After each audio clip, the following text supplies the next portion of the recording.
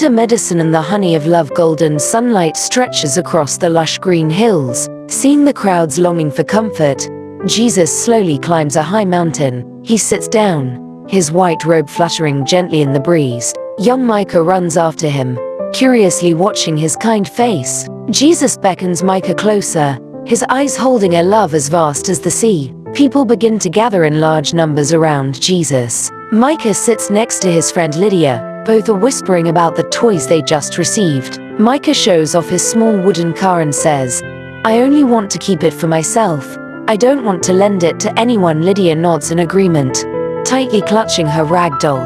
Jesus begins to speak. His voice is warm yet firm. "Blessed are the poor in spirit. Blessed are those who mourn." Micah looks at him in surprise. The boy thinks, why is sadness and poverty called happiness? These teachings sound so strange, unlike the sweet praises Micah is used to hearing. Micah turns to whisper to Lydia, "Do you find these words hard to understand? It's like when my mother makes me take bitter medicine when I'm sick." Lydia wrinkles her nose. "Exactly. I'd rather hear people tell me how pretty or talented I am." Both children feel that Jesus' words are truly bitter and hard to accept right away. Jesus smiles as if he understands the children's thoughts. He looks at Lydia and says gently, "My children, truth is sometimes like a bitter medicine. It isn't sweet immediately, but it has the power to heal our souls from bad habits. I love you, so I tell you the truth, rather than using flowery words to lead you into illusions." Jesus tells Micah and Lydia about a kind of love he calls 18/24. Our love.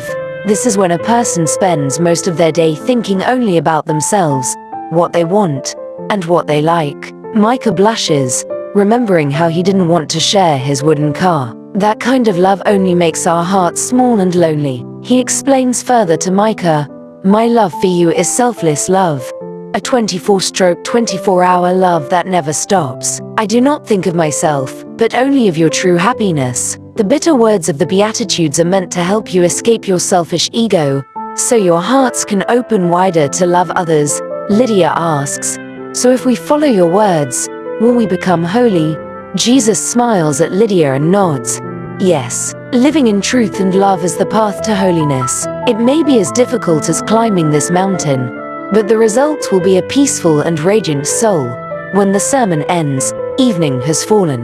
The path down the mountain looks rugged and long. Micah and Lydia begin to feel tired. Their small legs tremble from the long journey. However, their hearts no longer feel heavy, because Jesus' bitter medicine has begun to take effect, making their souls feel light. Seeing that Micah is exhausted, Jesus approaches. He gently picks the boy up in his arms. Micah leans his head on his shoulder, feeling absolute warmth and safety. Jesus takes Lydia's hand as they walk. He will always be there, carrying and supporting us on the path to holiness, until every bitter medicine becomes the honey of eternal love. Summary: the medicine of love. Bitter words heal the soul, making the broken whole. In his arms we stay, on the holy way.